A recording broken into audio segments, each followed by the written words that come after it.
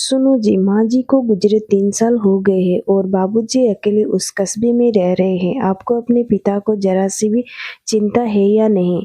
पुष्पा अपने पति आलोक से कहती है। आलोक आश्चर्य से बोला, क्या बात है?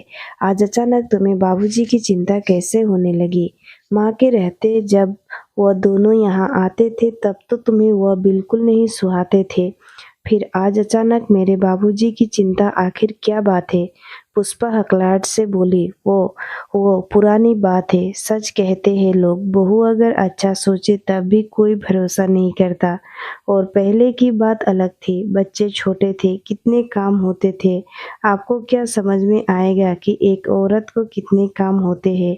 और अब बच्चे बड़े हो गए हैं और पहले तो माँ जी उनका ख्याल रखती थी, अब वो भी नहीं है। उस कस्बे में जहाँ न तो चिकित्सा के अच्छा साधन है और ना ही खाने पीने का। सोचिए, बाबूजी वहाँ नौकरों के साथ कैसे रहते होंगे। और फिर रिश्तेदार क्या कहेंगे कि बेटा उन्हें 2 रोटी भी नहीं खिला सकता। मैं तो कहती हूँ अब उन्हें यहाँ ले आइए बस। इतना कहकर पुष्पा चली गई। आलोक को बड़ा आश्चर्य हुआ।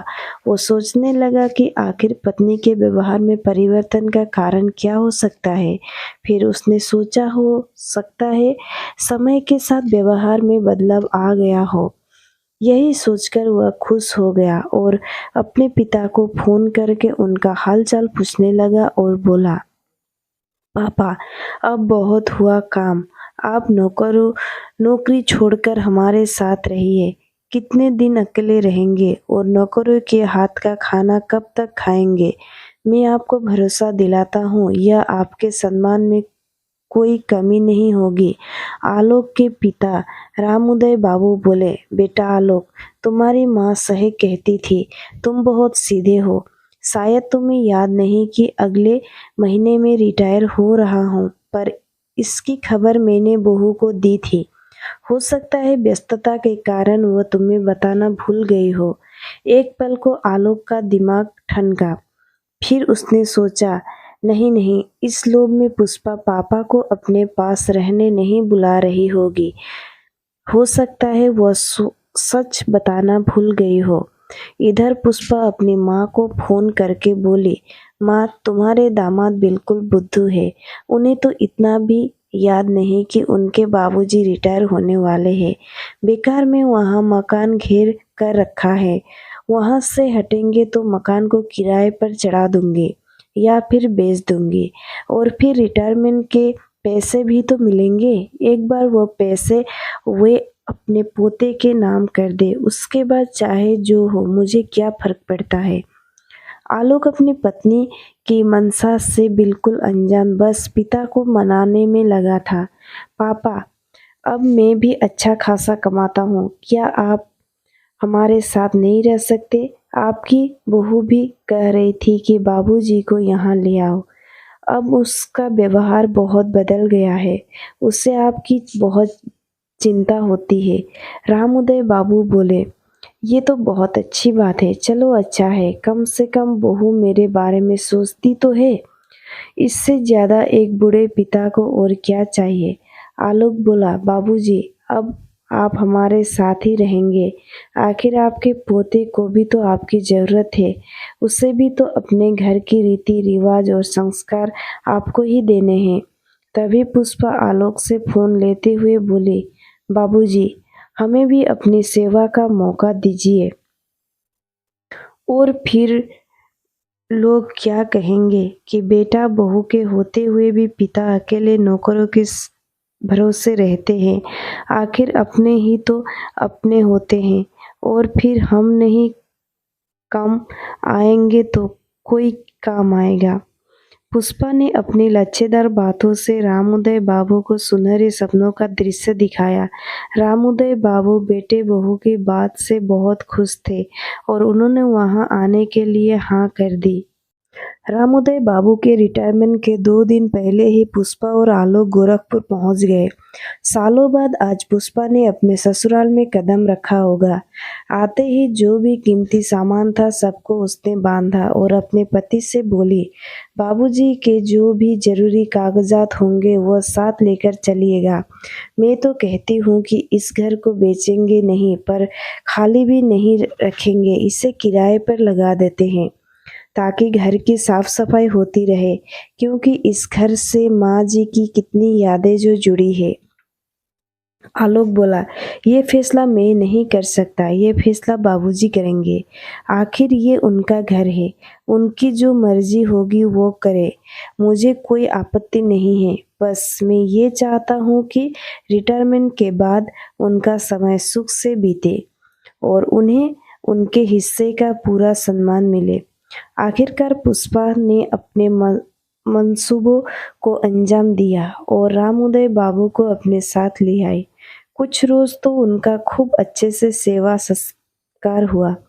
पोते के साथ उनका भी मन लग गया और क्यों नहीं मन लगता। बहू इतनी मीठी मीठी बातें जो करती थी, बेटा इतना सम्मान करता था। और क्या चाहिए। एक दिन बेटा नाश्ता करके दफ्तर गया। रामोदय बाबू टीवी देख रहे थे। पुष्पा बोली, पापा जी बाजार से 2 किलो आलू और 1 किलो प्याज ला दीजिए, और हाँ 1 लीटर दूध के साथ आते आते अपने पोते मोनू के लिए बिस्किट भी ले आइएगा। रामोदय बाबू बोले, बहू मैं जब सुबह सैर पर जाता हूँ तभी कहती, सब ला देता।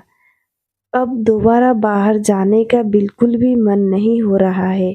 पुष्पा बोली, पापा जी पूरे दिन तो आप घर में बैठे रहते हैं, थोड़ा बहुत काम कर लेंगे तो इसमें हर्ज ही क्या है। मैं कौन सा आपको पहाड़ तोड़ने के लिए कह रही हूँ, बस सब्जी मंडी जाकर कुछ सामान ही तो लाना है। रामोदय बाबू बोले, अरे बेटा मैं कौन सा मना कर रहा हूँ, मुझे आदत नहीं है ये सब काम करने की, और अब मेरी भी उम्र हो रही है, मैं भी थक जाता हूँ। इसलिए मैंने कहा कि सुबह बता दिया करो तो मैं वापसी में सारा सामान ला दिया करूँगा। ठीक है नाराज मत हो, मैं अभी ला देता हूँ। पुष्पा बोली, घर के काम करने में कोई थकान होती है क्या। ये क्यों नहीं कहते मेरे बताए गए कामों को करने में आपको तकलीफ होती है। इतना कहकर वह अपने कमरे में आराम करने चली गई। ये कोई नई बात नहीं थी। वक्त के साथ ऐसा रामोदय बाबू के साथ अक्सर हो रहा था। बेटा जब तक घर में रहता पिता का बहुत ध्यान रखता था। बेटे के रहते जो बहू चाशनी में डूबी बातें करती थी, वह उसके जाते ही व्यंग भारी बातों से रामोदय बाबू के मन को घायल करती थी। बेटे से वह कुछ कहते नहीं थे, क्योंकि उन दोनों के बीच कलह का कारण वो बनना नहीं चाहते थे, इसलिए चुप रह जाते थे। जब तक पत्नी भी बड़े सुख चैन की जिंदगी वो जीते थे। सब कुछ कितना अच्छा चल रहा था, परंतु अचानक आए हार्ट अटैक के कारण पत्नी दुनिया को छोड़कर चली गई और रामोदय बाबू अकेले रह गए। बाजार जा रहे रामोदय बाबू सोच रहे थे कि अब वे करे तो क्या करे। ये सब काम उन्होंने कभी किए नहीं हैं। जो काम बहू पहले मीठा बोलकर करवाती थी, वही काम अब ताने देकर करवा रही थी। एक रोज तो हद ही हो गई, जब आलोक की अनुपस्थिति में पुष्पा रामोदय बाबू से बोली, पापा जी आज काम वाली बाई नहीं आएगी तो आपने बर्तन धो लीजिएगा, और हाँ देखिएगा अगर सिंक में 1-2 बर्तन एक्स्ट्रा हो तो उन्हें भी धो दीजिएगा। रामोदय बाबू सोच में पड़ गए कि उनकी माँ ने कभी उनसे बर्तन नहीं मंजवाए थे, पत्नी ने कभी बर्तन मांजने को नहीं कहा, और आज ऐसे दिन आ गए हैं कि बहू मुझसे बर्तन मंजवाएगी। आलोक के आते ही वही पुष्पा इस तरह से बदल जाती थी मानो वह एक स्त्री न होकर दो स्त्री की किरदार निभा रही हो। एक रोज रामुदय बाबू सुबह की सैर करके आए तो थक कर लेट गए। आलोक उस वक्त घर में ही था। उसने कहा, क्या बात है पापा, आज आप थके थके लग रहे हैं। उन्होंने कहा, बेटा, आज जब मैं सैर पर गया था तो मुझे चक्कर आने लगे थे। आलोक बोला, पापा, 2-3 दिन आप बाहर मत निकलिए, थोड़ा आराम कीजिए, गर्मी बढ़ गई है, हो सकता है इसी वजह से आपको चक्कर आ गए होंगे। इतना कहकर आलोक अपने काम पर निकल गया। कुछ देर बाद पुष्पा आई और रामुदय बाबू से सब्जी लेने को कहा। उन्होंने कहा भी कि बहू, मेरी तबीयत ठीक नहीं है।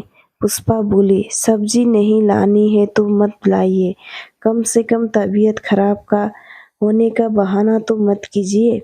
अब घर में रह रहे तो कुछ तो काम करना ही होगा।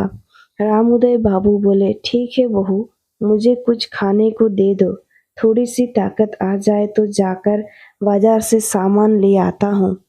पुष्पा ने 2 रोटी और सब्जी लेकर उनके सामने रख दी।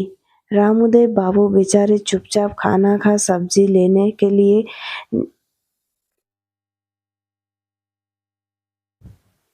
निकल गए। उसी अवस्था में वह सब्जी लेकर वापस आ रहे थे।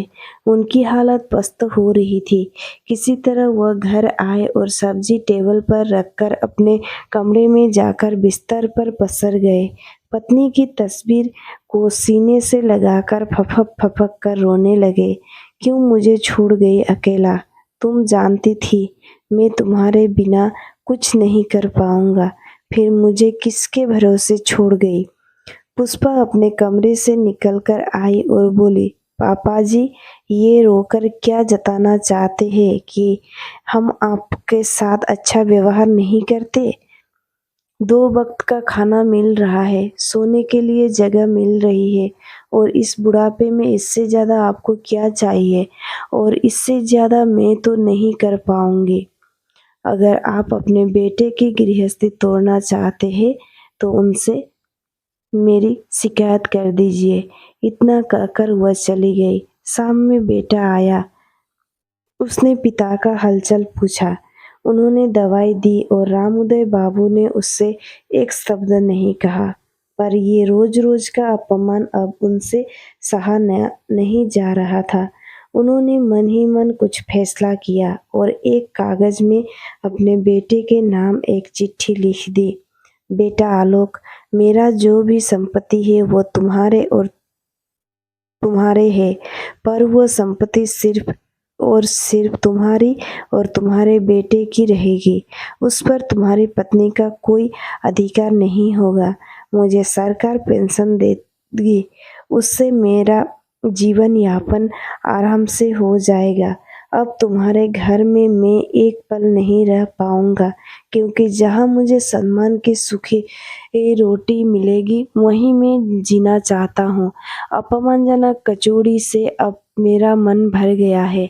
मुझे माफ़ करो और अपनी ज़िंदगी मुझे अपने तरीके से जीने दो। यह आकार में इतना तो जान ही गया हूँ, हकीकत दिखाए गए सपनों से बिल्कुल विपरीत होती है। आखिरकार इतने अपमान के बाद रामुदय बाबू ने आलोक के घर चुपचाप छोड़ दिया। रोजाना की तरह आलोक अपने पिता के कमरे में गया। उन्हें वहां न पाकर बहुत चिंतित हुआ। फिर उनके द्वारा लिखी गई चिट्ठी पढ़ी और पुष्पा से सवाल जवाब किए। पुष्पा ने कहा, घर के थोड़े बहुत काम हो तो करते थे, और तो मैंने उसे कुछ नहीं कहा। आलोक पुष्पा से बहुत नाराज हुआ और इतना ही कहा, याद रखो, यही बबुल बोओगी तो आम कभी नहीं पाओगे। जैसे तुमने मेरे पिता के साथ किया है वह सब कुछ तुम्हारे साथ भी दोहराया जाएगा। आज मेरी माँ मेरे पिता के दुख में शामिल नहीं हो पा रही हो सकता है तुम्हारे दर्द को बांटने के लिए मैं भी नहीं रहूँगा। आलोक अकेला पिता से मिलने गया, उनसे माफ़ी मांगी। पिता ने ये कहकर उसे वापस भेज दिया कि मैं अपनी ज़िंदगी जी चुका हूँ, बस इतना ही कहूँगा, अपने बच्चों को अच्छे संस्कार दो और अपनी गृहस्थी संभालो। मेरा बचा हुआ समय यह खुशी से बीत जाएगा। खाने भर के लिए पैसे मुझे मिल जाते हैं, तो मुझे अब किसी चीज़ का लोभ नहीं है। आज तक सम्मान से जीता आया हूँ, सम्मान से आंखें बंद हो जाए तो बस इतनी ही कामना करता हूँ। निराश आलोक वापस लौटा आया और उसके बाद उसके घर में पुरानी खुशियाँ हुआ हँसी मजाक मानो रूठ ही गया। रामोदय बाबू ने बहू की इस हरकत के लिए उसे कभी माफ़ नहीं किया। बेटे और पोते से वह मिलते थे, परंतु बहू को अपनी चौखट पे दोबारा कदम नहीं रखने दिया। दोस्तों, स्टोरी कैसी लगी कमेंट में ज़रूर बताइएगा और हो सके तो वीडियो को एक लाइक, शेयर और चैनल को सब्सक्राइब ज़रूर से कीजिएगा। धन्यवाद। आपका दिन शुभ हो।